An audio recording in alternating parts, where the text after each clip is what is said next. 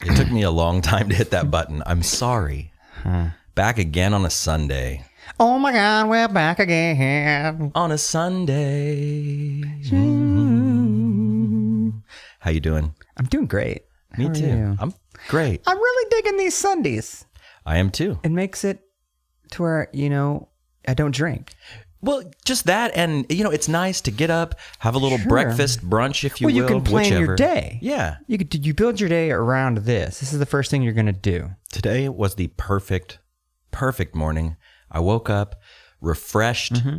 I had a really wild night last night. Oh yeah, what'd you do? Did you get crazy. I painted 6 kobold miniatures for my D&D campaign. Cool, nerd. It was fun. I put on some classic Ron and Fez. Mm-hmm. I prepared my area, got my paint set up. Do you have that giant magnifying glass, like 40-year-old virgin style? No, but I do want one. Yeah. They come on like the Z-boom because it helps you, like you can see the detail. There's so many details. Yeah. There's endless details. Mm-hmm. They're hard to paint, but they're teeny tiny. They're very tiny. It's therapeutic though. It's it's nice because my mind races so quickly all day that it's nice to pull my world in to this 1-inch figure and just focus on it. Yeah. And paint and take my time. And, I'm listening to something entertaining in the background. I have a cup of coffee. I'm just having a good time. I'm just being in the moment. I don't know what that motion was, but I'm just being in the moment. It looked like you did a tiny kiss. Like just your index finger and your thumb to the mouth, tiny kiss. Yeah, it's like you're taking a bite of the tiniest sandwich or the very corner of a Dorito. Like when you were a kid and you'd go to church functions or even any kind of a function, and they had tiny sandwiches. Like they would cut a sandwich up, not in like fourths, like but like eighths. It's fucking who's eating that? So you load up your plate with like 10 of them. Because that's going to be a full fucking sandwich. Throw a few of those church mints on there they had left over from the wedding on Saturday. Those were always my favorite mints. The thick, the ones that you put in your mouth, and they're kind of like chalky. Yeah. But you can bite into them. Yeah. Yeah. They're chalky, but if you get your saliva going with the mint, it kind of turns into like a paste. Yeah. Delicious. And they come in all your Easter pastel favorites. Usually green, the green, pink, white. The teal, the big one. Yeah, those are great. Also, I remember when I was a kid going to church, I love drawing on the programs. Oh no, my favorite was the tithe envelope. You open the tithe envelope out, like you unglue it. Mm-hmm. Perfect. That's like church punk. The church punk, right? Because you're like making a flyer out of a tithing envelope. I'm bringing my own paper. Guess what? There's a hymnal and a pen right on the pew in front of me. I'm gonna take that exactly what I would do and draw. Yeah. The MXPX logo. MXPX logo, I would draw when I talked about that last podcast about the residents, I came up with our font during church. It was a sign from God. On a tithe envelope. That's amazing. Yeah. But yeah, anyway, perfect morning. Yeah, I woke up refreshed. Yeah. I got up and made an egg sandwich, which was delicious, homemade. Was it just an egg? No. Oh, no. White bread, not grilled bread. Grilled bread. No, toasted. Just floppy white bread and an egg. Prison moist. Yes. Prison moist white. My favorite scramble, a wet scrambled egg. No, it was actually quite beautiful. I got my method down. Toasted bread. 2 eggs. 2 eggs in a very small pan so it makes a flat little disc. And then a fried egg kind of a vibe? No, I do scrambled. Okay. But then I put the cheese in before the egg is done cooking, and then I flip it, and melts into it. Yeah. It almost puts the egg right in the middle, suspends it between suspends the cheese between 2 layers of egg. Then I get a little mayo. I like a little mayo on my egg sandwich. Yeah, that's a good breakfast condiment. And then I got some Black Forest ham, like some thick sliced ham. Did you heat that shit up? I sizzled it on the pan once the egg was done to give it a little Bernie taste. Yeah. Sanders. Stupid. Colonel Bernie Sanders. And then put that all together between 2 toasted slices of American white. That sounds great. That's what we should have called this show. Toasted slices of American white. Well, that sounds real racist. It really does. It sounds terrible. Welcome to whatever you just said. TSOAW. To sow. The right wing. But yeah, had a great breakfast. Had a cup of cold brew coffee, courtesy of Adam Leapack. Nice. He's keeping me well hydrated. I went to the Mule. How was that? It was okay. What'd you have? I had the green chili hash. It's the best go-to if you're just don't really want to think about it. It's like, just give me a green chili hash. It's eggs. It's a fried egg, over easy egg, on a bed of taters, topped with green chili sauce, Sounds quite delicious. Yeah, it's pretty good. And I drive by the mule every time I come to the studio. And that was what I was going to say next is after I had my breakfast, my cup of cold brew, checked the internet, caught up on the night's activities. Oh, what happened the night before? Yeah. Because I stayed up pretty late painting my miniature, but I didn't quite hit the town. I stayed up till about midnight last night. Oh, I was already asleep. That's late for me. The last couple of weeks, I've been pretty tired at the end of the day, so I've been going to bed at like 10. In the immortal words of Blink-182, work sucks. I know. And then, I don't know what the fuck that was. and then, so then after my breakfast, I hopped on my old Scooty, Scooty Just Puff. put it around town. I came right over here, took 16th all the way down, drove through the Plaza District, nice. through downtown. Beautiful weather this morning. It's great weather. It's cool. Yeah. It's the first cool morning, Yeah, and I don't know how long. You can like walk around and stuff. If you Or wanted scoot to. around. Or scoot around town. It was beautiful. I was listening to a song on my headphones when I was on my scooter. You ever find a new song and just put it on repeat? Oh, yeah. Because I know that you're an album guy. I'm an album guy. Yeah. But every once in a while, you'll be introduced to a song. Yeah. And damn it, I just have to listen to it over and over because let's just go through the list. You got to know them lyrics. Got to know the lyrics. Because if you're going to sing along in the car to it, you're going to be the one going, and you know that, like this. You like the one part. And I just made all that up. Just any of the words under like 2 syllables, Yeah, you yeah. know. But Yeah. like, so first I got to get down the lyrics. Yeah. Then there'll usually be something before the lyrics that hooks me. Like, for instance, with this song, a bass line. Bass is so important. It's integral. To music. It's integral. The bass so and called the the drums. backbone Along with the drums. of the band. Yeah. It's the backbone of the rhythm, the beat, that sweet, sweet groove that makes you want to move your body. You know what I mean? I know what you mean. So yeah, this song has a particularly great bass line. And I focus in on it. And I'm like, you're a bassist. So if you ever hear a bass line this good, do you ever like try to learn it in your head before you even set fingers to the frets, as they say? I do that all the time. Like if with a guitar line or a bass line, I'll listen to the song over and over, and I'll try to kind of just picture where the fingers are going. Yeah. Like on the fretboard. You can almost like hear the scale. I mean, you know the scale they're playing, and then you kind of pick up an instrument and then try to figure it out. I would like listen along and play with it, and then you get it. My last resort, I go to like Ultimate Guitar Tabs or whatever. Pull it up on the old phone. And 9 times out of 10, it's some 14-year-old kid who doesn't know how to play a guitar at all. I like on those tab sites at the bottom, it's always like, tabbed by Dylan. It's like, who cares? Yeah. Who are you, Dylan? Who gives a shit?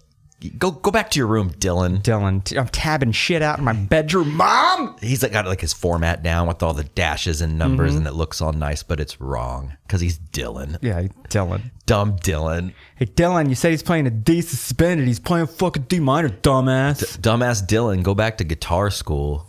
Dad, dumbass Dylan. And so yeah, perfect morning. Yeah, perfect scoot. Perfect song. Perfect mood. It's a nice day. I'm really enjoying doing these on Sundays. For one time in a long time this weekend, I've kind of had a little me time. Yeah. Yeah, I didn't have big plans this weekend. Didn't have a visitor. Didn't have much to do. Yeah. Didn't have any parties to go to, any get-togethers. Didn't have much to do. So I took it as a positive opportunity to have some me time, like some true me time. So what do you do with your me time? It's a great question, Josh. I'm glad you asked that. I don't know. I was going to say the same thing. If you were going to come back to me, which you would have, I would say the same thing. I don't know what to do with my me time. Diana, she works 2 jobs now. She started working at En Croûte, a fancy little restaurant. So when she's not home, there's days when she's just not home at all. Like Tuesday nights, she works at her day job. Sun up to sundown. Sun up, sundown. And I get home and I'm like, okay, I'll make myself some dinner. I'm going to go in the jam room, play some music. And I'll write like 3 little guitar like jams or whatever on GarageBand or whatever. And then, Well, that's an hour. That's me time, right? Yeah, it's me time. Okay. But then what I'm going to do from like 8:30 to 10:30, like it's 2 hours of. No, I start watching stories. Okay. I used to really trash on like Game of Thrones, Lost, not Better Call Saul was the other one, Breaking Bad. People were like, oh, you got to watch every episode. It's Sunday night. I got to watch it. Right. Can I have something to talk about tomorrow on the internet or at my work? I started watching Westworld when that premiered and got hooked. And there's only like 7, 8 episodes, something like that. And then I started watching Leftovers. You could binge 3 seasons like quick because they're short, like an hour, and like 6-episode seasons, which is fantastic. That's enough. I couldn't imagine when you can binge it. It's way better. I couldn't imagine waiting for the next week to watch an episode. However, I get being enthralled by a story. Yeah. I've binge watched 3 different series in the past 2 weeks. Which ones? Ozark. It's on Netflix. It's really fucking good. Jason Bateman, but it's like kind of dark. Okay. It's called another one called Gypsy. Okay. What was that the girl's name from I Heart Huckabees? Oh, couldn't tell you. She's in it. It's great. Jan Huckabee? Billy Crudup's in it. Oh, okay. And what was the other one? I don't recall. But when you binge watch them, it makes it. There's no way I can wait. Like when Westworld comes back in 2018, I'm gonna have to do that thing where I wait every week because it's a weekly show. And I might just give up on it because that's fucking forever from now. I'm just gonna give up on the show already. I'm just gonna say it right now. Calling it now. I'm giving up on Westworld. So yeah, my me time is either grabbing an acoustic and dicking around in the living room, going to the jam room, or finding something that's easily bingeable. I find it hard to decide what I'm going to do with me time. Mm-hmm. And it goes like this every single time. I wake up, get that crucial cup of coffee, as I do. Crucial coffee. And then, make breakfast or go grab something to eat or whatever. Then I'm back home and I'm sitting on my couch and I'm like looking at my watch and I'm like, okay, it's 11 a.m. or noon or 12 or sure. Noon or 12, whichever. Take your pick. And then I'm like, okay. 6 of one, half dozen of the other. Then I start thinking though, then I'm like, okay, that means if it's Sunday and it's noon, I really need to probably go to bed in like 10 hours or so. So what am I going to do in that 10 hours? And then I start to compartmentalize. Mm-hmm. Okay, well, if I do that, that's going to take 2 hours. Yeah. If I do that, it's going to take 30 minutes. What do I need to do to pack in the most? Do you fully book that 10 hours or do you leave some wiggle room? I try not to fully book, but I usually end up at least going through some options. Yeah. And then I'm sitting there forever deciding what I want to do. Mm-hmm. I wish I had my stories. I wish I could allow my brain to just relax. Yeah. I'm too much of a fidgety busybody. Yeah. Like I got to always be doing something. Do you think that's a product of our environment? I was thinking about this the other night when I was watching my stories. Hey, look, that's our guest calling. Hold on. I'm going to put him on speaker. He better not cancel on us. Let's see what he says here. Hey, Daniel. Sorry, I don't know if I'm interrupting. I didn't mean to if I did, but... You son of a gun. I was just calling, would Josh drink anything from Dunkin' Donuts? Getting a donkey order. You want anything? I'll do a cold coffee. Just Does he want anything in it or just black? Just black iced coffee. Cool. Cold brew if they have You want it. the Daniel special? What's that? Oh, I'm good, dude. I brought some water from home. Thank you, sir. Okay, cool. Thanks. Unless they make cortadas, then I'll have a cortada. Fuck off. They don't. He wants a... I knew he was going to bring that up. The Cortado kid. Cortados. All right, man. I'll see you in a little bit. Yeah. See ya. Bye. So no, I was laying in Little bed. preview of what's to come. What's coming up. Laying in bed watching Gypsy, end of the story. And I reached across and I grabbed this giant fucking phone and I just start scrolling. And I'm not even looking, it's not social media. Guess what I go to? What? Craigslist. Any new gear? Reverb, refresh my selling. Oh, I've gotten 3 more watchers on my ship, but no one's bidding. No one's buying anything. Isn't it funny, though, that you think about those 3 watchers or those 3 new views? Mm-hmm. It's like, oh, yeah, look at that. It's like a game. It's nothing sold, but guess what? I got a new watcher. Yeah, I've got 10 watchers on that in Memphis. Like, just buy it says make offer, bro. But I see what you mean. Yeah. It's like it's hard for me to focus. Yeah. Like there's shows I want to watch. There's a huge queue of shows, movies that I want to watch, but I just can't sit still. I wish I could just veg out and do it, but I can't. No matter what, I can't veg out. Yeah. I can never veg, and I want to be able to veg. If you got any veg tips out there, you're listening to this. If you got any advice for old Robbie Ray, I need some veg advice. But I think I feel guilty when I do because I feel like I'm being lazy. Like I could be doing other things. I could be going for a walk. I could have spent another hour in the jam space making new shit. I could be working on bass lines. I could be working on this, and this. But I'm spending 3-4 hours watching this television. Yeah. Which is important and it's needed. And I said that yesterday. I was talking to my friend and I was like, I wish I could just turn off and just watch 4 hours of TV straight. But it's just really hard for me to settle down and like not need to do other things. For instance, one of the things I wanted to do this weekend, which I've done a pretty good job at, I got a new book and I really wanted to dive into it. And that book is The Dirt, the Motley Crue biography. Yeah, it's classic. Matt Street recommended it to me. He said he bought it on a whim and he couldn't put it down. It was a real page turner. And how far have you gotten? I'm 279 pages in. Nice. It's a 400-page book or so. Yeah. But yeah, I'm about 3/4 of the way done with it. Does a lot of it not seem fabricated? I was talking to Matt about that very thing yesterday. I mean, I haven't read it since high school, but You read The Dirt? yeah, back in high school. Man. I had like a Motley Crue phase where I was way into Motley Crue. I do remember that. Yeah. It's I don't know if fabricated is the right word. Embellished. Embellished is a perfect word. I don't think Nikki Sixx died as many times as he says he did. Yeah. I don't think he died. Yeah. I think he was just really fucked up. And then the doctor said I wasn't here for about 6 to 7 minutes. Yeah. Don't fuck you. Is that your Nikki Sixx impression? That sounded really good. He's on 94.7. They do like I guess he does like a national radio show that at they 6 a.m. No.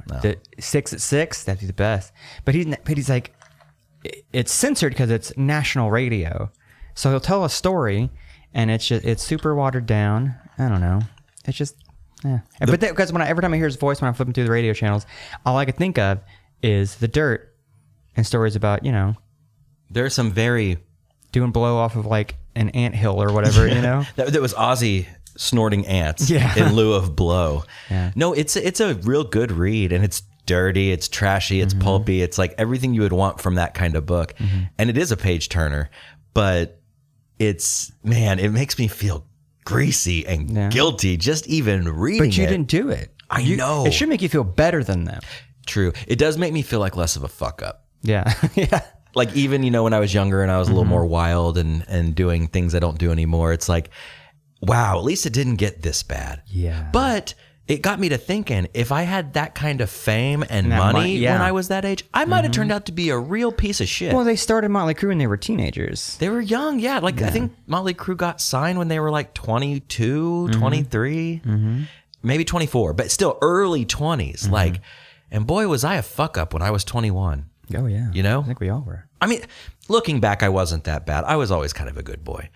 But I had my share of fuck ups and missteps, if you will. Oh, I think about that all the time. Like if I'm ever at like a stoplight and there's like a homeless person on the side of the road, and I'm not homeless shaming, but I am. Fuck them. They're gross. They don't even have a place to live. I used to think like I don't want to do that. I can't. I got to straighten my life up. I can't be that guy. How do you get to that point? Or is that a rock bottom? Maybe they enjoy doing that. I don't know. What is a rock bottom? I never want to hit a rock bottom. Have you ever hit a rock bottom with anything? I think I hit a rock bottom with the person I was becoming, and I didn't like who I was becoming. And I kind of changed my ways of it's something you don't really think you don't think about, because like again, you're living your own movie. And it came about at the time when, your frontal cortex develops around like 25, 26, 27. I kind of had this realization of, oh, maybe I was a fuck up. Maybe I was a really shitty boyfriend in relationships. Maybe I lied to myself and said I didn't cheat on a girlfriend when I did. You know what I mean? Maybe I lied to myself and said I don't have a drinking problem when I totally did have a drinking problem in my life. You know what I mean? Are you reading from The Dirt? Is that? It just sounds like the shit they were doing. Yeah, it's just and then you just become a better. You're like, I'm not that person. That was a different guy. And then every 7 years, your body reproduces new cells. So you're basically every 7 years, you're a different person. Interesting. That kind of makes sense. Yeah, totally. No, I'm thinking about that, and it does ring a little true. I've never hit a rock bottom either. I don't think with anything, good or bad. Yeah. Wait, would it be rock top or rock sky? Hitting rock top. It sounds kind of cool. Yeah. I got my rock top on, my brand new Crispy Pixies t-shirt. No, but I don't think I've ever hit a rock bottom. I've gotten low about some things. Yeah, probably not rock bottom, but pretty low. But, I would always hear, I've always been kind of hard on myself about, drinking. Because when I was younger, I did drink a lot more. And then now I kind of live in this, perpetual guilt when drinking. Yeah, me too. Because I like to drink, but I know it's not good for me. And I know, I shouldn't drink a lot when I do, have some beers and whatnot. It's always like a little monkey on my back, as they'd say, or like a little voice in my ear. I think just because we've spent so much time in our 20s doing that, and we've seen friends who continued going as hard, and it kind of, you take a step back and oh, dude, I don't want to do that. Or one night where you get totally fucking wasted and you wake up the next day going, why did I do that? Yeah. And that's the thing. I do go hard sometimes, but it's pretty rare. But I used to go hard all the fucking time. Every day, almost every day. All the time. Yeah. And I always just kind of have this little angel and devil on my shoulder, don't do it. And it's not like it's a struggle. It's not like I have to drink, but it's for instance, last night when I was having my me time painting my figurines, I had some beers in the fridge, chilling. I had a lime on the counter. I thought about making some little salty Tecatis, some little limey beers, if you will.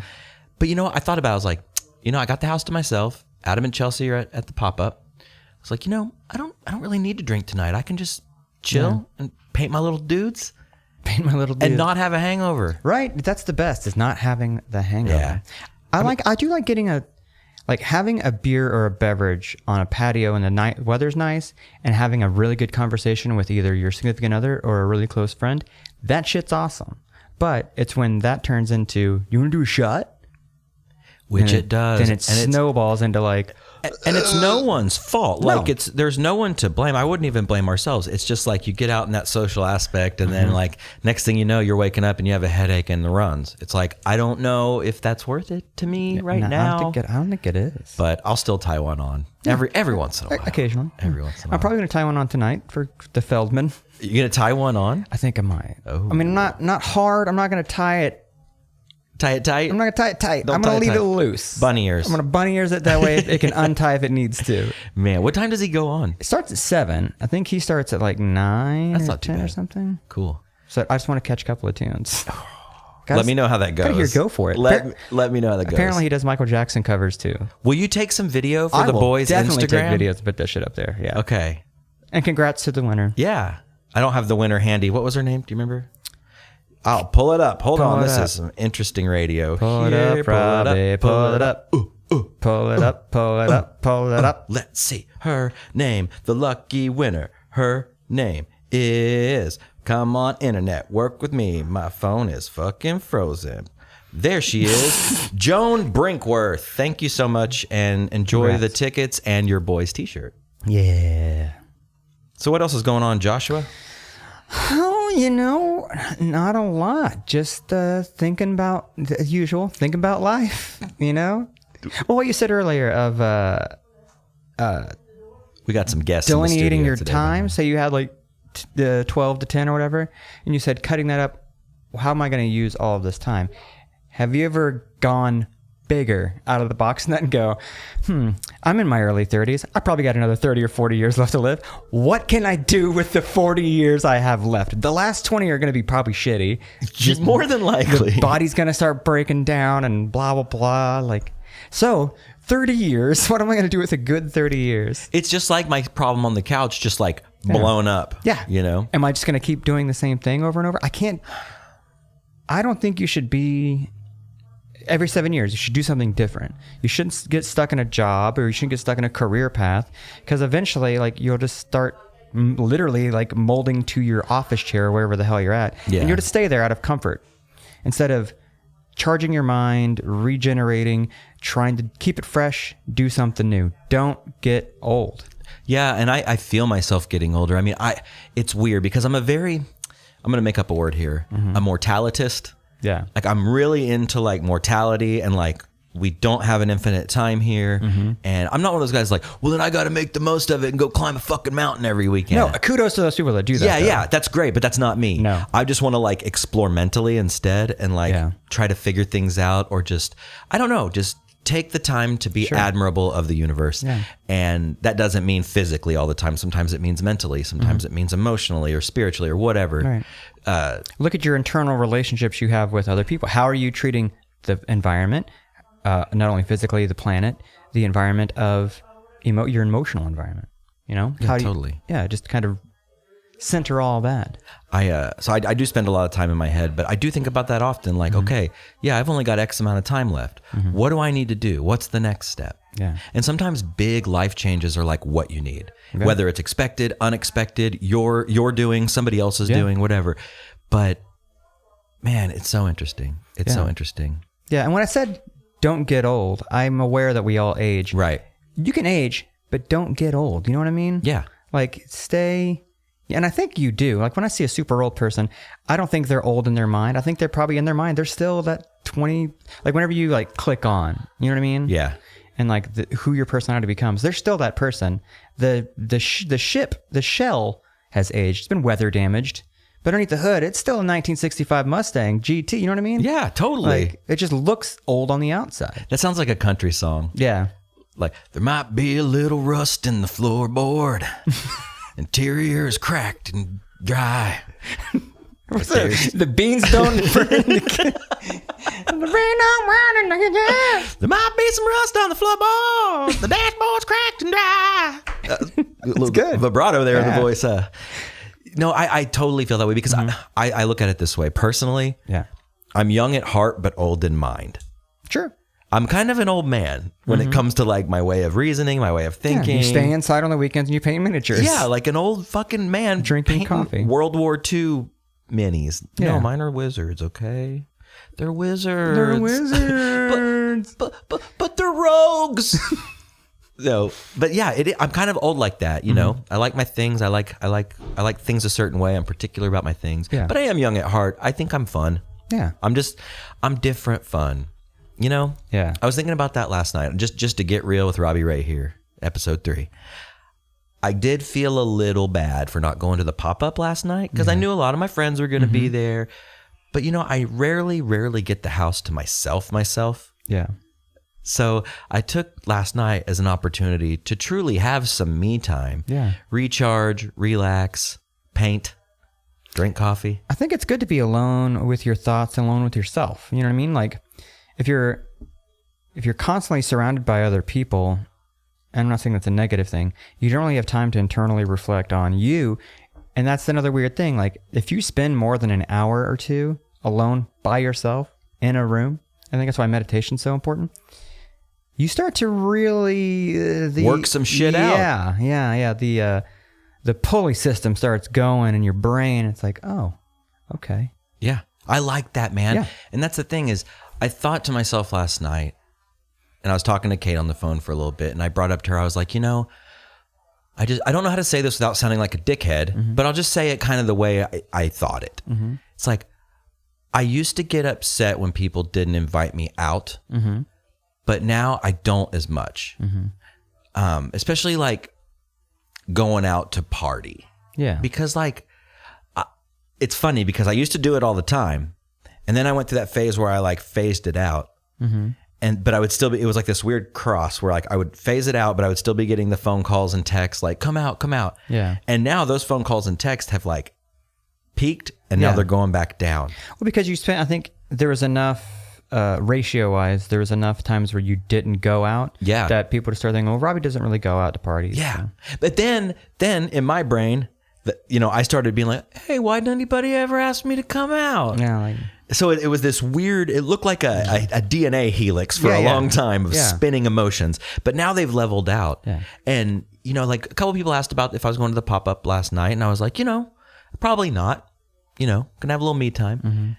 And I didn't feel guilty for not going. I was like, this is what I do. And I know it probably sounds like I'm being like egotistical or self-centered or something, but it is the things I think about. Yeah. We all are the stars of our own movies, like you say. So... But you took advantage of a situation. You saw a situation where the house is going to be empty. I'm going to have at least 4 or 5 hours to myself. Yeah.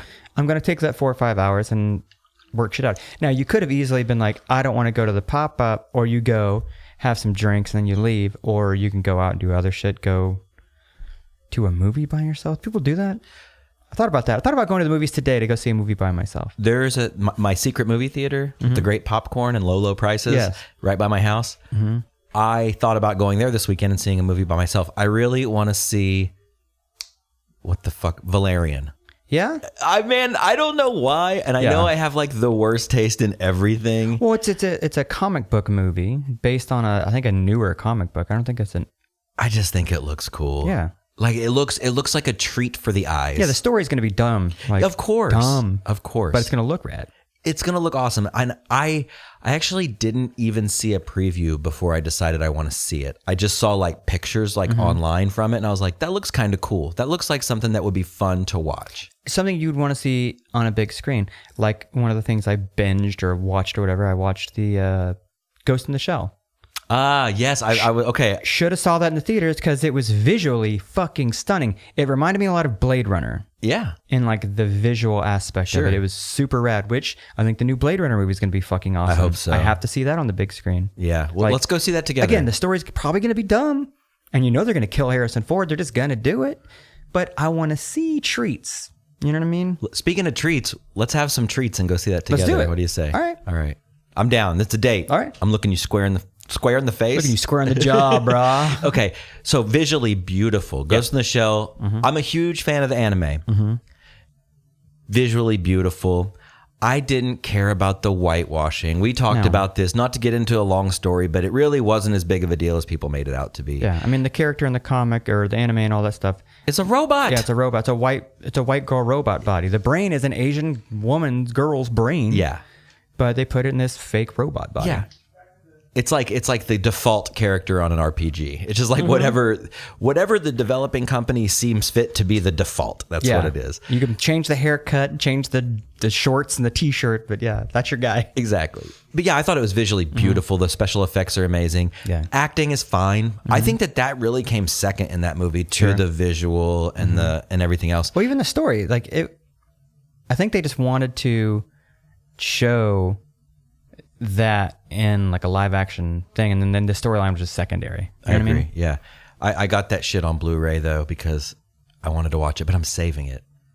I'm saving it for movie night. Ooh. Yeah, you know. I'll let you know how it goes. Yeah. Did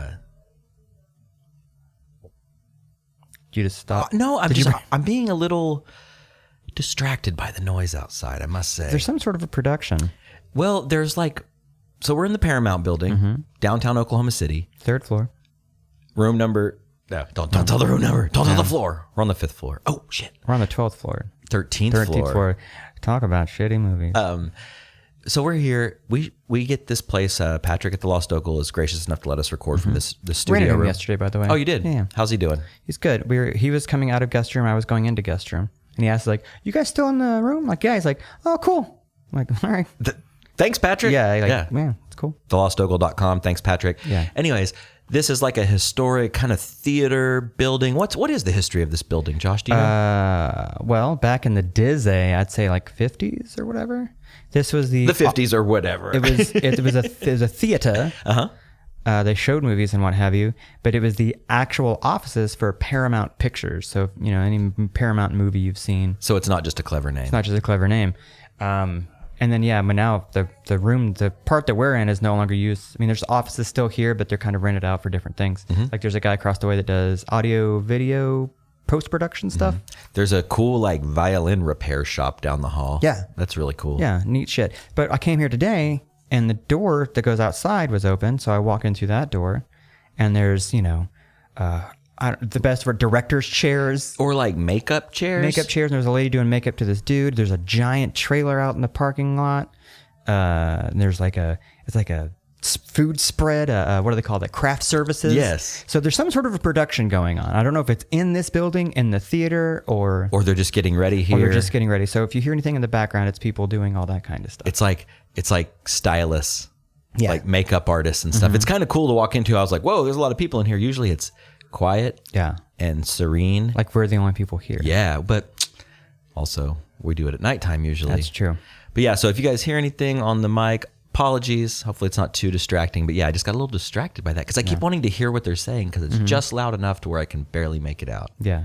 Anyways, well, I'll tell you what, we should get to our show here in a moment, but first, perhaps a little business. First and foremost, boyspodcast.com, a hub of all things boys. There you will find links to our Facebook, Instagram, Twitter, and a golden donate button we'll talk about momentarily. Golden donate button. We are available on iTunes, Stitcher, SoundCloud, Downcast, wherever you find your podcast, guys. I've turned a lot of people onto the podcast and other podcasts that I listen to, and it's interesting to see the different formats that people play their shit on. It's interesting. So wherever you find it, you can rate, review, and subscribe. You can email us at boys@boyspodcast.com if you have some advice on how to take your me time, how I should take my me time, how Josh should take his me time, how to veg out. Shoot us a line. Let us know. Or if you have any questions, concerns, feedback, thoughts, show ideas, takeaways, giveaways, runaways. If you need advice. Flyaways. Yeah, flyaways. All that I do want to get this advice column going. Me too. I think it'd be good. We need to figure out a way to roll it out. We got some changes coming to the show. Some subtle changes. We're going to try some different things with formatting. We're gonna keep one foot on the ground. We're just gonna pivot. We're going to pivot a little. Or pivot. And we're going to try it out, and we're going to see how it goes. So now more than ever, your feedback is so crucial. Yeah, crucial. You can email us once again at boys@boyspodcast.com. Yeah, and thanks to our sponsors, the Paramount Theater, as just mentioned, Lost Ogle, we just mentioned them too, Anthem Brewing, anthembrewing.com, great beers, excellent tap room, lots of shows coming up. Anthem Brewing, great to drink when you're pivoting your podcast. When you're pivoting your good. Fat Bison, good wood. Dude had some stuff up at the pop-up last night. Some badass tables, and he has some like artwork now, like some framed artwork that was really rad. So check that out. Great gifts. Go to fatbison.com, take a look around, buy a gift for your dad, your mom, your sister, your brother, or me. Or me. Or yourself. Buy yourself something nice. You deserve it. You owe it to yourself to buy it. we used to, that was often, okay, long story short, there was an inside joke. You owe it to yourself to try it. Yeah. But we used to say, you buy it to yourself to owe it. You try it to yourself to owe it. Can't remember what the fuck that was from. Either way, Big Rock. It was from Big Rock. I find myself saying it all the time.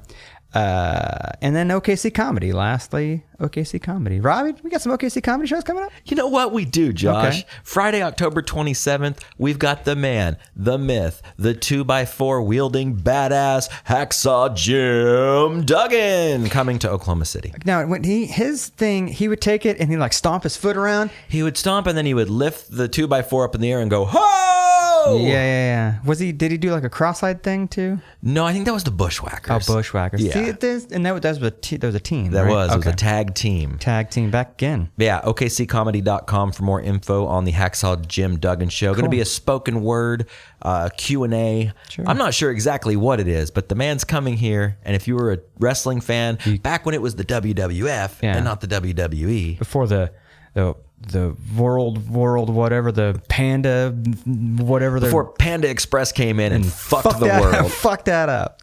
Lastly, thanks to all of you for your donations, your tweets, your comments, your shares, all that good stuff. We really appreciate you, the listener. I think we need to do more contests.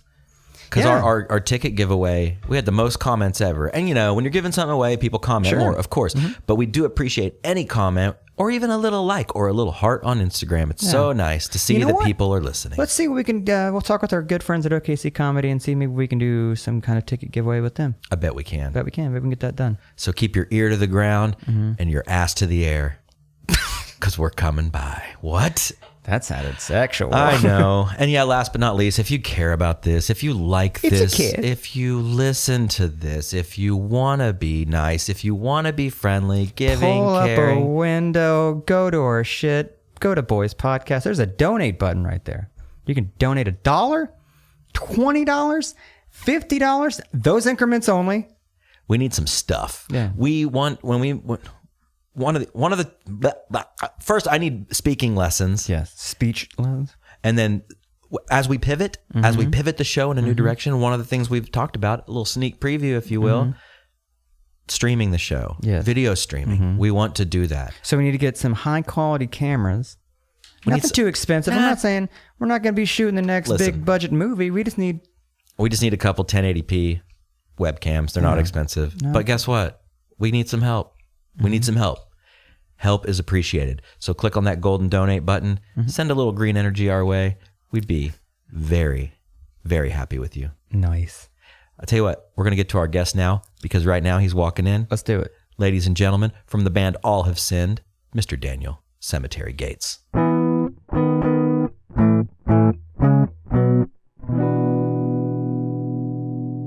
All right, we're here with Daniel Gates from the band All Have Sinned, and he's in my D&D party. Yay. It's like a double whammy. It's like I get 2 guests in one today. Now, were you involved in the painting of any miniatures? No, unfortunately, I just bought an illithid that came pre-painted just because I've been super busy. But I plan on getting an elf wizard to switch out. Mm-hmm. Be pretty cool. So you're gonna paint that one up? Yeah, because I've never done it before. I've seen people do it, and it looks like a lot of fun, but I feel like I'm gonna like fuck something up. You know what I mean? Yeah. I was going to say, are you artistic? Like, can you draw? I used to draw when I was a kid. A lot of like DBZ characters. So like A lot of Vegeta. stick figures. Yeah. Yeah. I used to draw a lot of snakes. It was just like this. I just go, look, I drew a snake. See it? There it is. One line. What? They're also worms? They're also hair. Speaking of drawing things, last weekend I hung out with my niece and nephew. My nephew is 7. My niece is 4 or 5, something like that. And they wanted to play, and I was like, let's play a game. He brought a notebook, piece of paper out, and stickers. Like, let's put stickers on a notebook. I'm like, no. Let's all get a pen, and then we're going to make a character. It's like I drew a shape, and then they drew a shape, and then you make that something. Like I made it eyes, and then they made like a body. It was really cool. And then we created this weird character. We called him Snot Man. And then, because he drew snot all over his face or whatever. And then my niece left the room, and it was just me and my nephew. I was like, can you draw a Ninja Turtle? He goes, yeah. So we drew Ninja Turtles. And I realized my Ninja Turtle is the same Ninja Turtle I drew in 3rd grade. It is the worst piece of shit Ninja Turtle ever. So you're going to have to draw one, and we're going to put it up on our Instagram. Oh, I took a picture of you the did? one. Yeah, I sent it to my wife. I'll get it. Yeah, send it over, and I'll post it to the account. Okay. Speaking of Snot Man, have you ever played Booger Man on the Sega Genesis, I believe? Yeah. Booger Man? Yeah, Booger Man. I played Earthworm and Jim. Is that the same thing? Earthworm and Jim. Earthworm Is it and Jim. 2 characters? Earthworm Jim, not Earthworm Look, I and drew him Jim. right here. Look. That's my Earthworm and Jim, right? Well, Yeah. I got to draw Jim. Yeah, Hold on. Earthworm and Jim, Banjo and Kazooie. Yeah. Sonic and Tails, Mario and Luigi. Yeah. I did play Classic. Booger Man. I never owned it, but a kid, Joe, down the street did, and I thought it was so awesome. Yeah. Because it came into my life around the same time like Beavis and Butthead did and other like gross things. You know, just as a little boy, you know, you see that and you're like, oh, he's flicking boogers at people, you know, and it's just, you're like 6, 7 years old, or at least I was, and that was just goofy fun, you know what I mean? Absolutely. What's the format of the game? Is it kind of like an Earthworm Jim kind of a deal? Earthworm and Jim. It's Earthworm kind of and a Jim. side scroller jumper. He flicked boogers and he farted on people. And I think he burped too. It's been Yeah. a long So he was time. just crude. Yeah, he was a Yeah. crude, rude, green and red Christmas colored superhero. Yeah.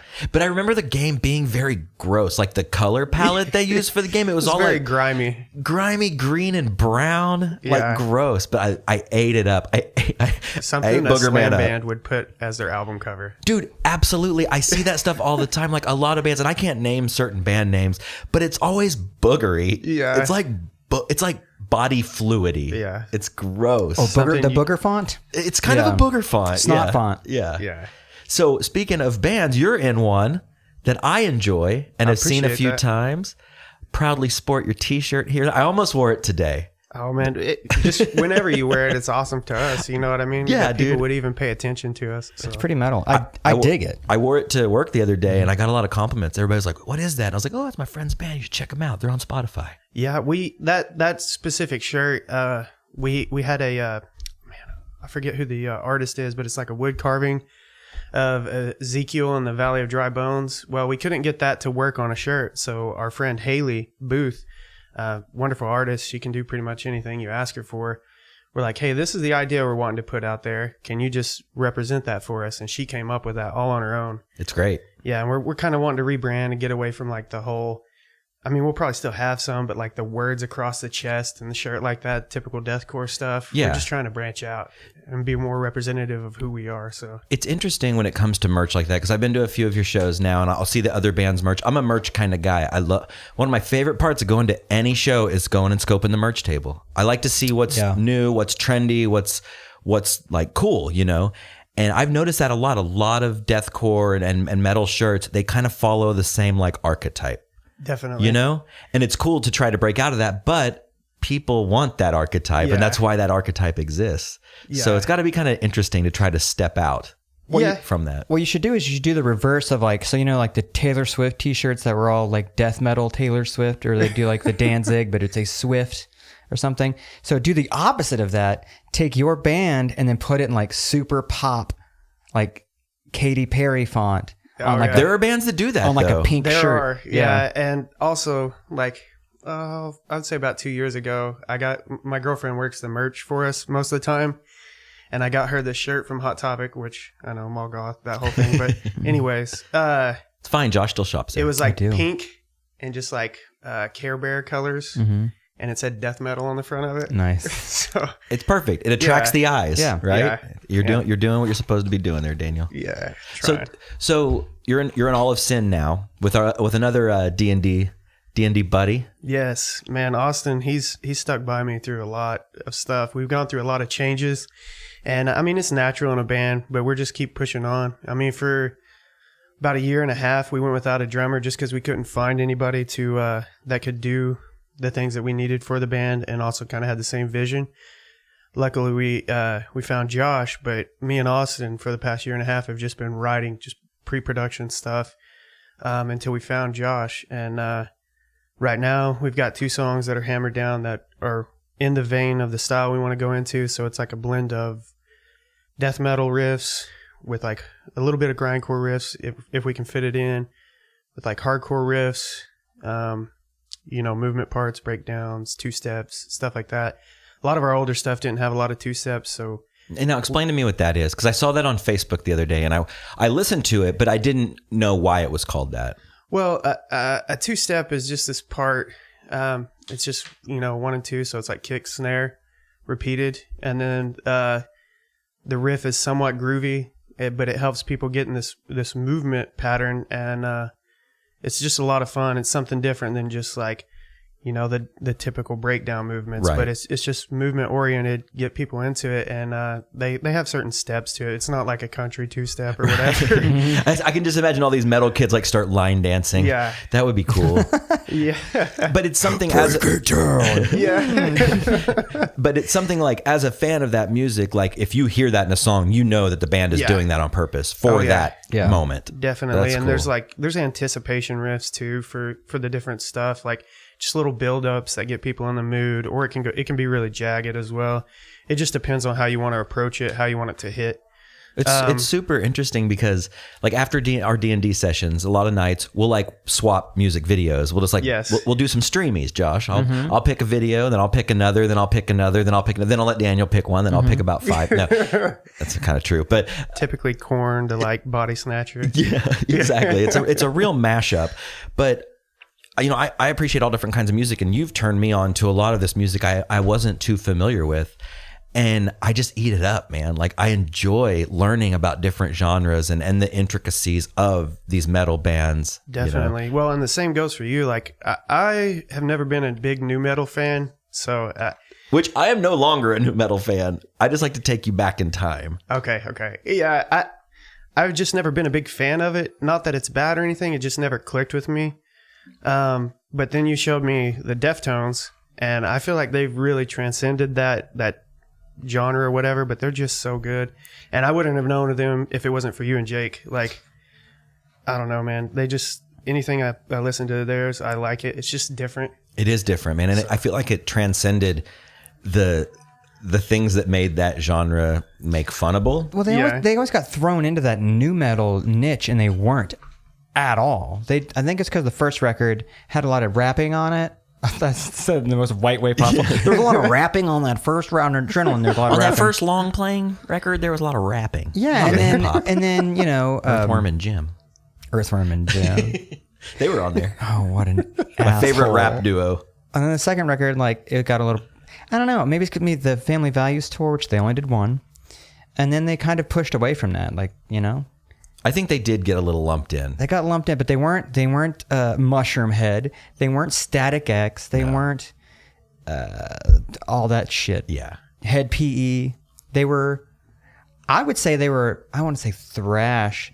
They were definitely like a thrash punk influenced metal band. Yeah, in a but way. then as They they grew went up out on, in California, didn't they? Yeah, SoCal. So they were influenced by Sacramento, I don't know. that huge like thrash metal movement. You know what I mean? Totally. But they totally like grew out of that, and now they make, not now, but well, now and then, after the first couple albums, they started making these beautiful pieces of their songs and music, Yeah. and then they would, The ambience, man. yeah, Gore. Is that the name of the album? The Gore? newest one, Oh, yeah. dude, it's like an audio fucking like wave of just sound. It's pretty rad. it's beautiful. And have you seen them live?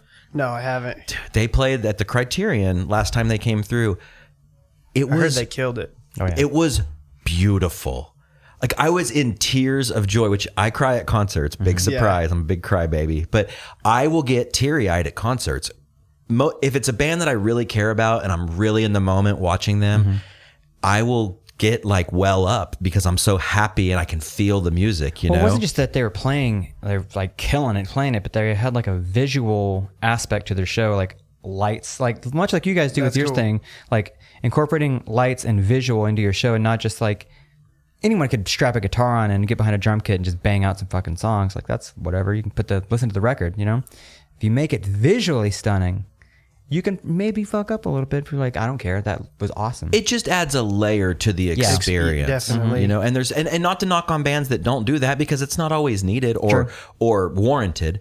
But to have that, like when I saw the Deftones and their backdrop was just the cover of Gore, which is just all the flamingos flying, but their light show was just amazing. And it wasn't a lot of like smoke and mirrors. It was just beautiful like laser lights while they were playing that were like geometric and moved with the music. And dude, it transported my brain into like a fractal image of like a perfect environment to hear this music. Yeah. That's fantastic. Like, on the same note, as far as like with the lights and stuff like that, we try to incorporate that because like we're big horror fans, and as a Christian band, they'd be like, oh, you can't be into horror, you can't be into this, you can't be into that. There's so many rules that aren't biblically based. But we just try to bring something different and something for people to enjoy while they're at our shows. Yeah. You know what I mean? Try to bring some. Most of what you do is, you're as a band, a live band, you're entertaining people. Yeah. So entertain the fuck out of them. Well, that's the thing is, a lot of people, especially I would say as kind of an outsider in the metal community, like there's so many metal bands that I've seen now through you that I don't know what I'm in for. Yeah. Because I might have only heard a song of theirs that you showed me after D&D, or maybe I pulled up on Spotify or something. But a lot of times it's more about the performance than it is how perfect it's played or how perfect it sounds. It's all about the feel. Yeah, You know what I mean? feel. And a lot of bands I feel that I've seen through your band are a little different live than they are on record, because like it's hard to recreate that. Or they might change it up for a live feel that's like a little different, either a little more raw or sometimes a little more polished and tight. Yeah. It's always crazy when a band outdoes their record. You know what I mean? Like Body Snatcher, again, I'm not trying to bring them up too much. Oh, it's fine, yeah. But I've always felt like the recordings don't do them justice, because live, they're just so much more aggressive and energy. Like, there's just so much more to them live. And I don't think anybody's figured out a way to capture like their sound. And they're just a down-tempo band, but I enjoy it quite a bit. The first time I saw you guys, Jake hit me up and he's like, hey, this is before I ever met you. Yeah. And he was like, hey, my buddy Daniel, he's in this Christian metal band. They're playing at the 89th Street Collective. The 89th. Yeah. Name change. Yeah, Nick's a good guy. Yeah. And good place. So yeah, I was like, yeah, I'll go with you, and it was BYOB at the time. So we bought like, in true dad fashion, we bought like the 9-pack of aluminum bottles of Budweiser and brought them in. And we saw you guys, and this is back when you had your old drummer and you had another guitar player. Yeah, he's currently overseas right now. That's doing right. Mission work. So yeah, he'll be back. From what I understand, he should be back later this fall. Is he going to come back to the band, or? That's what we're trying to figure out, because he's wanting to work over in Maine for a little while, but he's wanting to come back and do like shows and stuff with us. So now we're running to click tracks, keep everything tighter. I can send those over to him and he can practice to those. It'd be one of those things though where he'd probably have to come over and practice with us to get used to the new feel and everything like that. So, but with technology, it's so possible, and that's what's beautiful about bands these days. Is like you can be in a band with somebody and not even live in the same state. Yeah, they're like when old Jeff from Norma Jean was on, they were talking about coming into practice before tours. And other than that, they use like Dropbox and stuff to like sync up and practice and write parts. And that was crazy to me that they're based out of Fort Smith, because I grew up in the eastern side of Oklahoma. So like if we had to go somewhere to go get like clothes or anything like that, Fort Smith's where we went. And I had some aunts that lived over there, some like great aunts that passed away, but they lived over there. And like, so we would go into Fort Smith to do that. So like the scenes, at least when I was a kid, was really small over there. So it's cool to see that other bands are like doing stuff in that area, you know what I mean? And such a well-known band as well. So. Yeah, it seems like that Fort Smith, probably early 2000s, had a burgeoning metal scene, or like a louder, I guess metal would be the word to describe it really. It's kind of an all-encompassing genre. And it's weird because you wouldn't think like Arkansas, like metal in Arkansas? Yeah. Like, no, it's Arkansas. Little Rock too apparently has a pretty big like punk rock metal scene too. That's really cool. It's cool to see stuff like that growing. At least I didn't know about it. I mean, where I grew up, people were like, "You like metal? You like hardcore? That's of the devil. Go to hell, boy." Mm-hmm. And like, personally, like my family, when I was growing up, they claimed Christianity, but it wasn't anything like it wasn't real. It wasn't from the heart or anything. It's just like go to church on Sundays and Easter and all that. It's like, so I came to my faith later on in life through my own struggles. So you grew up Eastern Oklahoma. Where out in Eastern Oklahoma? Okay, so this is going to sound really backwoods, but the area I lived in was in between a place called Long and a place called Short. Between the long and short of it. So it's like, it was north of Muldrow. Okay. Muldrow's in between Salisaw and Fort Smith. Okay. So yeah, that's where I grew up. So pretty out there. My buddy Wayne currently lives out in Panama, which is around that area, I believe. It's in between Salisaw and Fort Smith. That's cool. Podunk town, tiny. Love them though. I have a dream that maybe one day when I do get older in my later years in life, I will move to a small town like that, and I will open up a bar or a coffee shop. And sell get cortados. Sell cortados out the wazoo to those. Because you know those redneck sheep fuckers, they love a good cortado. What's this cortado? Yeah. I have a cortado. I really thought I was going to offend you when I asked about the ice coffee. No, man. Like, we got it on the mic, so it's all good. But so you grew up here. You grew up there in the middle. And when did you start getting into music? What was the first? We've asked this of a few guys that come on, but like, what was the first music that was yours? That wasn't your parents or wasn't like radio shit when you were like 10 and like, you know. Man, so that's a good question. Probably Creed from the WWE, like, you know, the whole, I don't know, just like that. My sacrifice. Yeah, stuff. yeah. Mm-hmm. I got that album. But like the first like metal stuff that I really got into and took a hold of was the Black Album by Metallica. Yeah. My parents just had that on CD, and Your parents had it on CD? Yeah. Dude, that's dope. Because my parents would not. It would have been like Tim McGraw or Alan Jackson or some shit.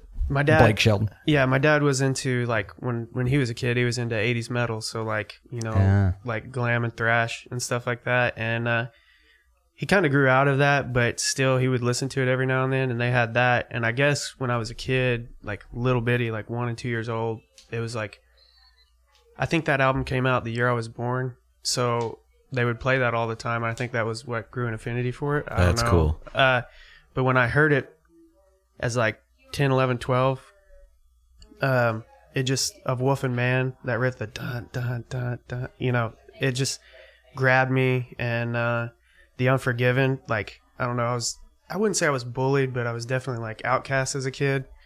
So like, I don't know, something resonated in that song and I just loved it.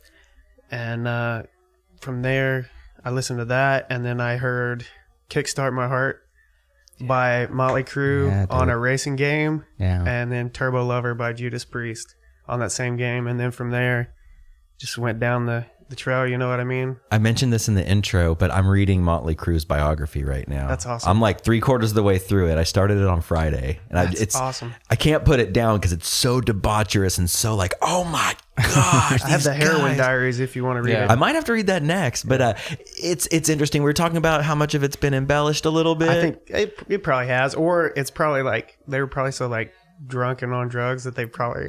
They're not quite remembering it the way it actually happened, or Yeah. they're adding things to it. Yeah, but it's a good read, and I'm Yeah. glad you brought up Motley Crue because it's tying it all in. Yeah. you know? The Crew. So let's fast forward. What were some bands you were in along the way? Have you been in several bands before All of Sin? Because you're a little bit younger than us old farts in here. So To be honest, I mean, not really, because again, out there, metal's kind of shunned. So I had my like few friends that I would play with, and we would jam on guitar and stuff like that. But Bedroom jams. Yeah, exactly. Like the 26th of August, we're going down to play Fort Smith, and the promoter of that venue is actually a dude I grew up going over and playing guitar after school. Oh, yeah? Yeah, like at his house, just jamming on guitar together. And he was always much better than me, so I would like learn from him, you know what I mean? But we got the same exact guitars. It was like a little Fender Squire, like the smaller scale. Yeah, you know yeah. what I'm Oh, talking about? Yeah, the mini. 3/4 scale. Yeah, it was just... and we would- The 1/4 scale. Yeah, it was crazy because it was the same exact guitars. We're like, hey, I got a guitar. I got one too. And then we bring them over and it's the same exact thing. But we, so like I did that with him. Then I had a friend named Dakota that he's the one that actually taught me to scream. Me and him would go over to his place and jam, and he had a Warlock, BC Rich. I love. Did you think it was like the coolest thing? Yeah, and like I don't know what it is about like normal guitar body types, but it's strange for me to set those on my lap. So like with the Warlock, it's easy for me to just sit down kind of in a classical position and play along and jam with it. So I've always had an affinity for it. Plus, going back to Motley Crue, the first Warlock I got was the BC Rich Revenge 2 Warlock. It was all white because of the Looks That Kill video. Nice. Have you guys seen that? Yes, I actually watched Nick that Mars. yesterday. Yeah, I didn't know that much about Motley Crue before I started reading the book. I knew their hits. I knew the Girls, Kickstart My Heart. You know, I Dr. knew all that. Feelgood, Yeah, all that. all the hits basically. But the book is written from each chapter is a different person Oh, wow. in the band, and they go back I and haven't read forth that. between like Mick and Tommy and Vince and Nikki, and then there's some chapters written by like ex-management and stuff like that. Kind of in the vein of the hepatitis bathtub. Yeah, it's exactly like that. But so when I was reading this book, I was like, I need to watch a few videos. Well, the first night I was reading the book, I actually pulled up the discography on Spotify and started at, was it Too Fast for Love or whatever their first album is? Is that what it's called? Yes. Okay. So I started with that, and I just was playing it in the background quietly while I was reading the book to give some context Yeah. to the Yeah. sound and the feel. Get in the mood. And The it was- soundtrack. it totally worked. It Yeah. totally worked. And then that night before I went to bed, I was all crewed up. Yeah. I was all crewed up, and I was like, I'm gonna watch a couple of their videos because I hadn't seen. I mean, I've seen them here and there, but I hadn't like really watched them, and they were fucking awesome, man. Yeah. Like I am eating this up. Yeah. Hardcore. Like the imagery, the way they looked, and even with the embellishments in the book, it's like what a crazy trip that must have been to been in that band that Yeah. young.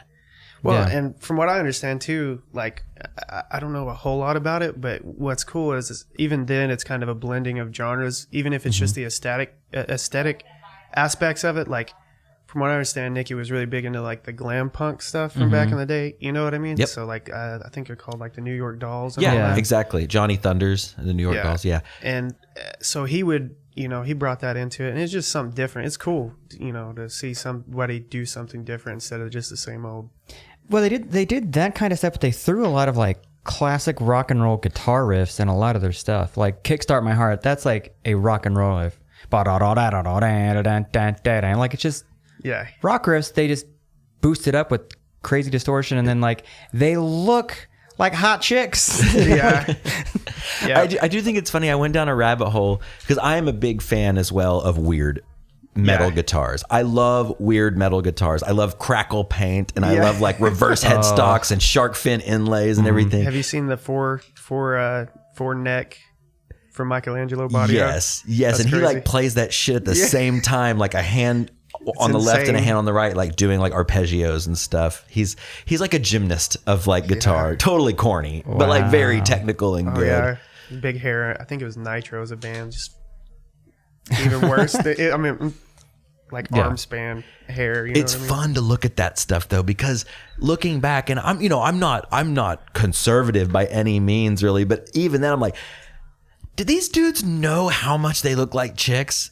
Yeah. That was the thing, was though, the purpose. right? Yeah, yeah. And Yeah. as close-minded as people were back then, I don't know how they got away with That's it. Way what more that's- makeup that's- than the girls. That's my point. Is like now, that would be accepted, or an eyebrow might be raised here and then, but back 30 years ago, Yeah. But here's the thing. I think back then, even like the jock douchebag dudes that were around then, they would make fun of a dude on the street for doing that, but they'd also buy tickets to go see Motley That's very Crue true. and Poison and all those other bands that were kind of looking like that because fucking Motley Crue and Poison, dude. Come on now. yeah. are they all New York gangsters? Yeah. Those are all Carl from Aqua Teen. Yeah, that's what it is. Oh, girls. Yeah. Oh, man, I Yeah. love that show. So so you started jamming with your friends, doing the bedroom jams as we all did as kids. Yes. And then what happened between that and the inception of All Have Sinned?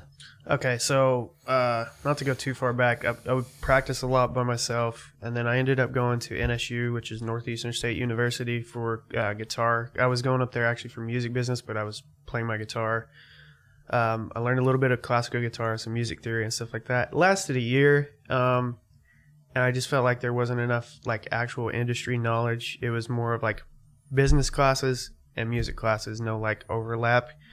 So it's like, I'm not gonna waste money on that anymore. I'm gonna move down to the city where I might have an opportunity to find bandmates, because down there it was ridiculously hard to find people. Then the guitarist that's overseas doing mission work right now, me and him met at Hot Topic in Norman. I was wearing a local band shirt, and he's like, "Oh man, I love that band, blah blah blah." So we started talking, and he played guitar and I played guitar, and so we started a band called Conquer the Devourer. Never went anywhere. It was just garage stuff, and then after that was All Have Sinned. So relatively short. It's mostly just a lot of like jamming and writing on our own. Well, you guys are like workhorses, though. Like, you'll send me pictures of like y'all working on stuff, and like you guys have really nice gear. The lights, like Yeah. you guys are put together. You guys are, how old of a guy are you again? I am 25, going to be 26 this fall. Okay, so 25 years old. Man, 10 years younger. when I was 25 Yeah. and playing music, like, man, I did not have my shit together like that. No. Like, I would never have dreamed of having lights or tracks, or which I know that's important in your style of music, is to Yeah. have tracks and click, especially click tracks for the drummer, things like that. If you're orchestrating things in the background, running, definitely. they used to call it running tape back in my day. But yeah, it's, Yeah. I'm in awe of that. And going back to when I saw you with Jake, I come in and you come up and you say hi to me, or you might have not even have said hi till afterwards. It was afterwards. Because I think you guys were just about to play when we got there. Yeah. But you guys busted into it. And I remember Austin with his like side hawk or whatever you want to call it, Yeah. shaved up on the side, super long hair. And he was playing bass and he was just getting it. I was like this short little like short but loud dude, and he, just through his playing, what I mean, just Yeah. like getting it, and like you were like super intense. The lights were triggered to the kick drum and everything, and I was just like, "Fuck, these kids are good." And I I appreciate really, that. dude, I really, really, really liked it. And then you came up to me afterwards, and like the nicest dude I could ever imagine, and I love you. Yeah. Everybody that you meet loves you, but like I was just I like, don't know about that. whip it out. No, Yeah. but I was just like, man, like what a nice dude, what a cool young dude. And then the fact that we like got to start playing D&D together and stuff, I've been like super thankful of that. Just to know both of you guys, because like it's cool, and I don't know, I dig your band, man. I really like what you're doing. Yeah, man. And with the band, as far as all that goes, like obviously being a Christian band, like the one thing that we want to express to people, we've been in the situation to where we have been pushed away by supposed church people, you know what I mean? So we just want to like make it an open invitation to anybody who's welcome at our shows. They can come hang out with us, talk to us. We're not going to discriminate against you based on sexual preference, beliefs, or any of that, because if we were to do that, I feel like that's just not having faith in Jesus and not truly believing in what he wanted. One is just like the fear mongering that goes on in the American church, just like, oh, you can't even be around people that are this way because they're gonna drag you down. It's like, no, Jesus was out, hanging out with everybody, talking to everybody, and just being a leader in the way that he represented and just showed love. So it doesn't matter what you believe or what you do with your life. We love you, or we try to express that to you when we're around you.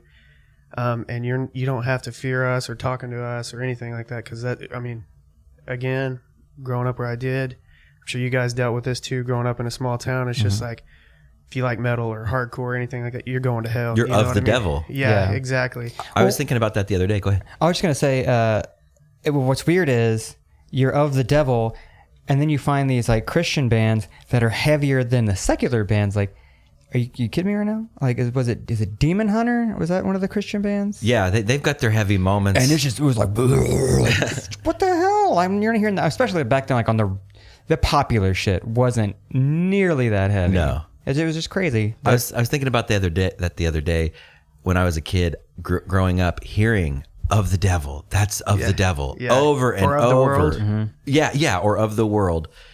And I just think like, let me ask you something, Daniel. Like why is there this parallel between Christianity and fearing everything?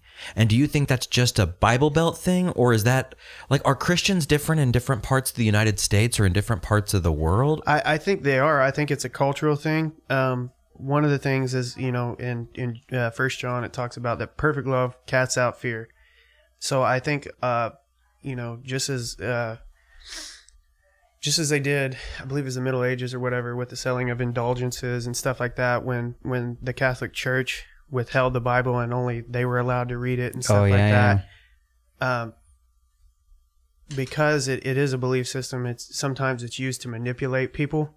And I definitely think within American culture, the temperance movement and different things, I think there's a lot of things that were used to manipulate the people of America to do certain things or to act certain ways, because that's what whoever it was that was using it to manipulate wanted to achieve. Isn't that of the devil though? It is. I mean, couldn't it's a that twisting be, of the word. and couldn't that be like blasphemy? Oh yeah. Isn't that blasphemy to use the Bible to scare people into doing what you want them to do? You're twisting the word. I mean, that's worse than liking Motley Crue. Well, a lot of the Bible is it's kind of, if you get the gist of it, really it's don't be a dick. That's the whole thing. It's just don't be an asshole. Don't be shitty to people. Be a good person, Well, and Jesus summed, not to cut you off, but Jesus summed all of the commandments and everything up into love God, and then love others, and all of that falls under that. The way you treat people, the way you handle people, and the way you represent. You know what I mean? Sure. And you can even, I look at it as like not even a Christian or there's a physical God. If you look at it as love God, what is God? God is everything. So love everything. You know what I mean? Respect everything and respect yourself and respect others. That's one way to look at it from like an atheist, or like if you're a non-believer point away. It's still a good thing to live by. Just again, don't be a dick. Just be cool and love life. Yeah. Well, and something that I believe, being a Christian is just like, if we truly believe that God created everything and created people, why would you not respect his creation? Does it make sense? And allow them to live their life the way they want to. If I try to manipulate and control you and make you believe that, it's not coming from your heart, so it's worthless anyway. In the Old Testament, God was basically telling the Israelites, he had them perform certain rituals at certain times in the year, and he's like, I hate your new moon festivals. I hate this and I hate that, talking about their rituals, because their heart wasn't in it. So if I try to manipulate and control you and make you do something, as a lot of American churches do, I'm not saying all, because I don't believe in generalizing people, but just the stuff that I have seen, if I try to manipulate you through that, it doesn't mean anything anyway. And the people that are doing those kind of things, they operate out of a basis of fear as well. You know what I mean? Fear-based religious tactics, I guess. Yeah. I think that would be a dope idea for a music video for a band like yours, because nothing to me is scarier than the old, slightly overweight, scared Christian white man. And it would be filmed in like a creepy, dusty kind of Tool-esque vibe, but he'd be like reading his Bible and like planning to like kill someone because he like hates them or something, you know, like, and it's like super sad, and he's got his overalls and his like stained undershirt, and it's just like shot super creepy to expose the wrong kind of Christian or the hateful man. Like, because when I grew up in church, there were a lot of the deacons of the church, and not that they were all bad, again, not to generalize everybody, but there were a couple that just reeked of like sinister, like motive to me. And, they had the old classic car that they idolized, Well, a lot of it's like it was just like creepy, and they were very judgmental. And like my friends and I had long hair, so they didn't want us in the church, even though we were playing in the praise and worship band, and we were like you Christians. can't play electric guitar in the church. That's happened in my church. Yeah, that's Me so and that old buddy school. of mine would just jam. He was playing Sweet Child of Mine, and one of the people come down from upstairs and like, hey, you can't play that stuff here. And he's just like, I'm just playing music. They're notes. And they're guitar notes. Yeah, exactly. And one time I had a girl put eyeliner on me because it was the whole scene thing back in the day. Oh, yeah. Swoop hair eyeliner. Yeah. Yeah. And the youth pastor, he was a really cool guy and really good guy, but he was probably the most like open about things.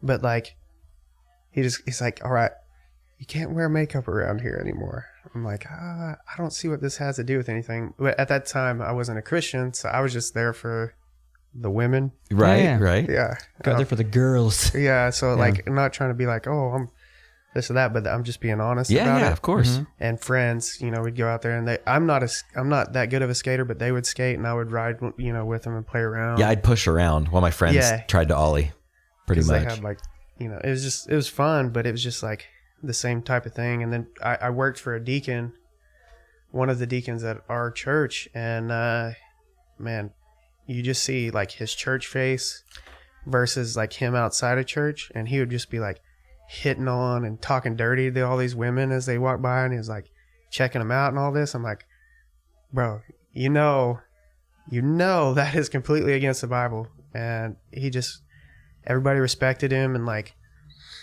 it was just really, really awkward working with him. So I stopped that and got away from him. Yeah, and not to generalize, because of course, for every guy like that, there are 50 that are fine, that they're doing what they need to do. But I don't know, there would be certain people, because I went to a big church. Yeah, the creeps or the Joel Osteen type people who are all about like basically worshiping monetary gain. You know what I mean? Yeah, it's and I know it's easy. Gospels, yeah, is that what it's called? Yeah, that oh, you do this, you'll be fine. And it's like, I don't believe that either. Like, I believe God will give you peace as you go through the struggle of life, but the state of the world is what it is. So you're going to have, and you're going to deal with struggles. The point is like carrying on and fighting through that. You know what I mean? Totally. So a life without struggle is a life not lived. Yeah, exactly. Like if you don't get dirty while you're working, there's no, are you working? You know what I mean? It's the same type of idea. It's like, you're going to go through hills and valleys. That's just a part of life. And that's part of the experience and the fun of it too, is like overcoming those struggles. Exactly. I was thinking about that recently because I've been going through some hills and valleys lately, in my personal life. I've had some high highs and I've had some lows, but to feel that feeling feels more like living than just staying right in the middle the entire time and never feeling those highs and lows. Feeling numb because we're all sitting here watching TV for 6 hours a day when you get off Not work. Me. And, no, I'm not saying I do either. I but can't it's just relax. like the way our society is set up is just to feed and consume off of drama off of TV. So I was talking about at the opening. What is wrong with my brain? The intro. I was talking about like I said in the intro, every 7 years your body like regenerates new cells. So every 7 years you're a new person. Like it's good to change your perspective, like pivot. It's good to pivot. Keep yourself grounded, but pivot every once in a while. Because once you get stuck in the same thing, it's just monotony.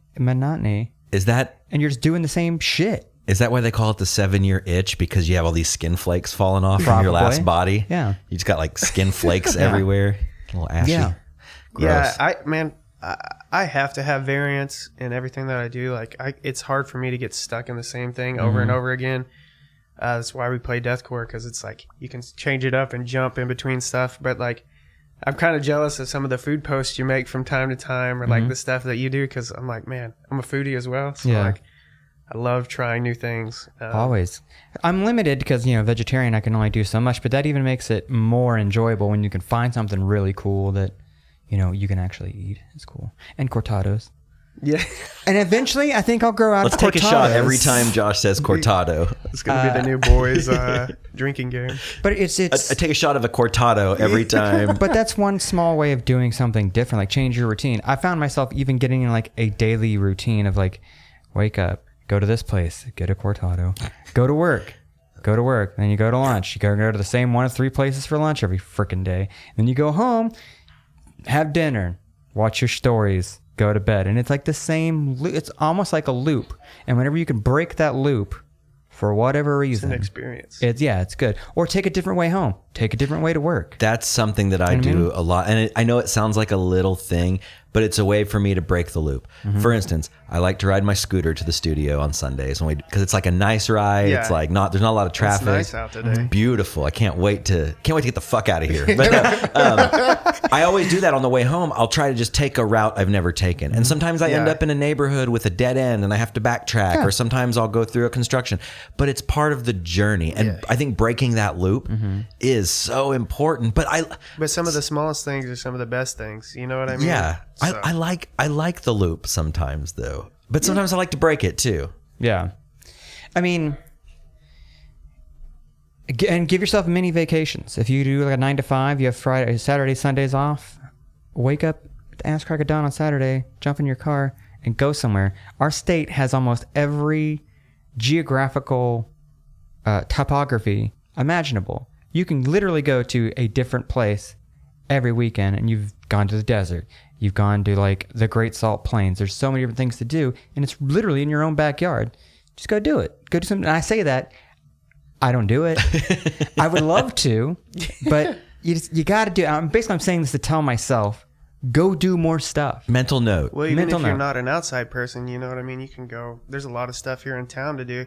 Maybe not like the nightlife is as big as it could be, but like No. there's still a lot of stuff you can get out Sure. and do and just, be grateful for the life that you have. So, So how do you break the loop? man, we've kind of gotten into the loop of D&D, but that so it's like every 2 weeks, so like twice a month basically, get out and do that. But even that's different. So at D&D, you're not playing the same. It's not like we're going to play Monopoly tonight. It's the same game. D&D, Yeah. it's like you're literally moving forward. Your There's story lots is moving. and lots of variables and So you may meet at the same place, but where you're going to go with your creativity, it's a whole other different place. Your imagination will take you somewhere different. Yeah. Yeah. That, sometimes get together with friends and enjoy an Anthem Herbero Stout. yes. I like those a lot. delicious. Just hang out with them. Just do different stuff. Try to, branch out, try different foods. Man, I don't get the chance to do a lot of like video games or anything like that. Just so like, that's why D&D is so important to me. It's just because it's a time to let go, release, and not be so caught up in the monotony of life. You know what I Yeah, mean? totally. So, It's some me time, like we were talking about in the intro. sometimes It's like me time. It's Definitely. fun. So okay. So what's going on with All of Sin now? You said you have 2 new songs in the works. well, so we've probably got like 6 songs that are in pre-production. As what I mean by that is like we write in a program similar to Guitar Pro. We lay everything out so we can hear all the harmonies, like the timing, so we can get the tempos right, all of that. We've got one song called My Dear Wormwood. It's based off of a C.S. Lewis book called The Screw Tape Letters. It's basically if you were to find one of those letters today, and what the letters are is like from an archdemon to his nephew, and they're satire about like the Christian culture. So the whole idea behind ours is kind of like what we were discussing a little bit ago. Is like, one of the lines is like prey on their vanity, and like just like them getting caught up in themselves and how they look and the stained glass masquerade of things like that song is the next one that we're going to be recording August 6th, which is like a week from today, I believe. So we're going to go in and track all the instruments, or we're going to try to with Intellect Studios, Skylar and Sean.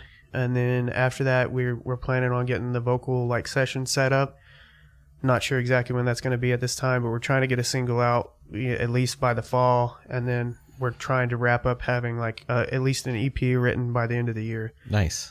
So I don't know when we'll be able to get in and record that. If we can't get it in the end of this year, we're going to try to get it at the beginning of next year, get that recorded and get it out. So that's And the game playing plan. shows in the interim and things like that. Definitely Right? trying to branch out. We love the Oklahoma scene, but we also are trying to get out of Oklahoma. You know what I mean? At least, and even if not out of Oklahoma, go play Tulsa. Play Fort Smith, play Texas if we can, and just get all around, so we can just start sharing love with people. That's like our whole goal. You know what I mean? And like even our name, again, it goes back to the fact that it says that all have sinned and fallen short of the glory of God. And for us, what that means is, one, that we need God, and two, that everybody stands on the same playing field before God. There's no, oh, well, I've got this nice car, or I've got these connections, or this or that. My bank account has this many zeros in it. Exactly. Yeah. It's you stand before God based of your own merits, not anything that you've earned, anything, you know what I mean? It's about who you are as a person, and we've all done something that's been messed up. So to me, that really represents that we're all equal. Yeah. And there's nobody better than anybody else based off of earthly things. So Cool. that's where that comes from. So Awesome.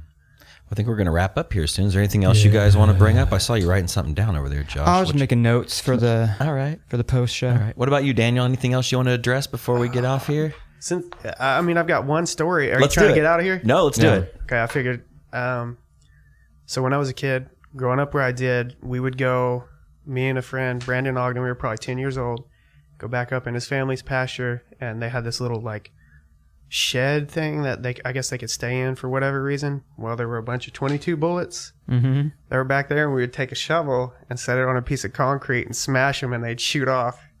Really? I'm serious. And That's like, so dangerous. That's extremely dangerous. thinking back on that now, I'm like, holy crap, how did I not like get shot or anything like But that? that's some talking about how do you fill your time when you're a kid in small town. Experiment. Like that's it. Do I crazy. have some shells. I got this thing. I'm gonna whack it. See what? So would the impact of the shovel somehow trigger the firing pin? Yeah. I guess it was like the hitting the firing pin or whatever. I don't know. And It's just crazy. and these shells, were they aligned in any sort of direction? We would try to shoot? aim them away from us. So say like this pin cap. Try to aim away from it. So we would be there and we'd set them out on there, and then we would just take that shovel and just smack them, and they would just. Did they ever come back the other way or I think get a a little few close? I times, was but gonna they did say. it. They never hit us, Oh, which is crazy because geez. like throwing bottle rockets and like Oh yeah. firecrackers. All the One time. time I was just throwing it, and I threw one in a cup, and I didn't mean to, exploded and hit me on this knuckle and on the same exact spot on my foot, Weird. like on that knuckle. It was weird. That's I crazy. pulled out. What is it with young boys And explosives? or just trying to hurt things and blow things up? Yeah, Is yeah. it in our nature? Is it just in our DNA? Yeah, I think it's that lizard brain of like it shows The that I can destroy something, or maybe we don't live. Cheetahs aren't chasing us anymore. You know, there's nothing to kind of fight. So like if you can create your own chaos in a way, I guess Yeah. maybe that might be something in the back of our brains of what that is. When I was a kid, my dad bought me a Red Ryder BB gun. You know, from like Montgomery Ward or Sears or whatever. Just a pump action. Just a pump. You know, Yeah, you fill yeah. you You shoot fill little the, birds with it. I did. I know. killed- I feel so bad about that now, but as a kid, you're just like, oh. I would shoot cans. Didn't kill anyone. Well, that's what I was going to say. Going back to the destructive nature of boys, nothing felt more gratifying than putting that RC Cola can out there and just shooting it over and over hearing until that you could like ding. split it in Yeah. half. Oh, when you hear it hit, you're like, yes, I am the best. And you could Or go, your dad's glass beer bottles. Yes. The shatter. The smash. You want it to make, it'll dent the can and make a whatever, but when you hear that shatter, Yeah. it feels great. That team, like you were saying. It's like breaking bottles. Did you ever just like throw bottles? yes, All the time. with no regard of if a tire was crossing this in the area. middle of the street. And now, like as an adult, if I drive by, like, what asshole just threw a bottle in the middle of the road? I'm driving here. There's a trash can right there. Yeah.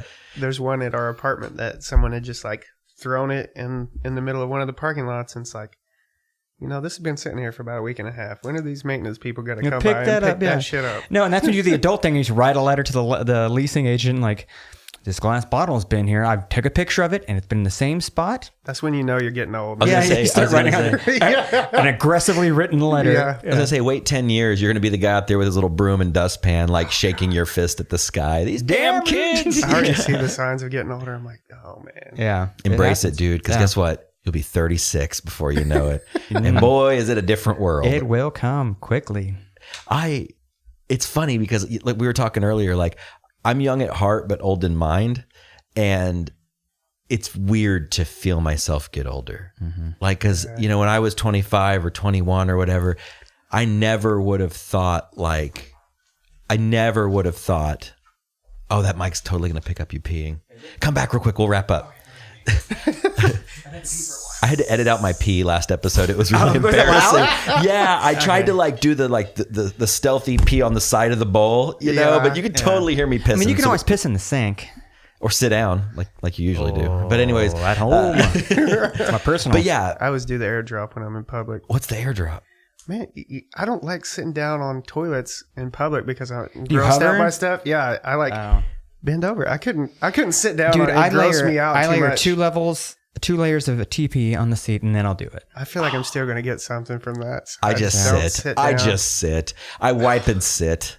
It's just your butt cheeks. It's not like it's touching your genitals. It's near your anus. But it's Okay. not Uranus. But Yeah, I think guess. about this. If someone has an STD and they sit down on that toilet, That's a myth, but I still think What yeah. STD affects your butt cheeks? Anal warts? I thought that was more up in the crack. It is, Do but- we have to get blue? No, we didn't. I'm sorry, that was my bad. Daniel, great. Way to Good make George. our show gross. Yeah. No, but Good yeah, there's Christian boy, bringing all that. No. come here and taint. You're of the devil. You will be cast out. No. Yeah, you'll feel yourself getting older. But going back to the young, destructive nature of things, like I don't know what it was, but I loved destroying things when I was a kid. And not like destroying property or destroying something valuable, but like, you know, You have an old toy. just leave it out in the sun. Tear it apart. Like I would take like GI Joes are the easiest ones to do because they had that little rubber thing in the middle of them, so you can take it off and then Twist you them. You twist it, or like you'll blow them up, like you're an M80 to them, so they'll explode. Well, he's dead, but then we're gonna reanimate him, and you'll put like a different pair of legs on him and then a different arm on him. So now it's like this like cyborg being. You just create new characters. Do you ever Back do to that? the variants. Yeah. It sounds like a great concept for a technical metal album to be. Yeah. Constructing the perfect soldier Yes. of God, perhaps. Oh, God. Anyways, okay, Daniel. So if people want to get a hold of your band and see you guys, first of all, you're on Spotify. Your first album's on Spotify. Spotify, iTunes, from what I understand. We just go through a program that puts it up on all of there. We do have 3 singles that are for free download off of our Facebook page. You can find us on Facebook. I believe it's All Have Sinned, okay, or All Have Sinned, Facebook/. Yeah. We just created an Instagram not too long ago. We've been using that. You can find us on there, and you can also add any of our personal pages. I'm just Daniel Gates. Instagram, I think it's like AHS Death. Austin's is like AHS Birdman. Where did Birdman come from? Okay, that part comes from the fact that like when we first met before we started the band, and we were like starting the band, me and the original guitarist, and we were looking for a bassist. So like we went to a show, we had talked to him a little bit about possibly trying out, and he's out in the pit like waving his arms like dancing. like a bird. Yeah. So it's like completely I guess different than what was the trend at that time for like hardcore dancing. So I just called him Birdman. No ground punching. No starting the lawnmower. No picking up the change. Pick up the change. Yeah. Yeah, none of that. So like, There's a bee on me. yeah, yeah. So like, I just called him Birdman from there, and it just kind of stuck. I like it. I like it. Awesome. Well, dude, thank you so much for coming Yeah, man, by. it's been good. It's been a Yeah. pleasure. And shout out to all the Appreciate D&D you guys. for having me. Yeah. Like, Absolutely, man. it's been a lot of fun. Cool, and man. again, back to the D&D guys. They're awesome. It's really awesome to have a play group that has stuck with it, because a lot of times those things fall apart. Yeah, Yeah. I love it. I'm really enjoying the hell out of it. So, all right, until next time. Bye.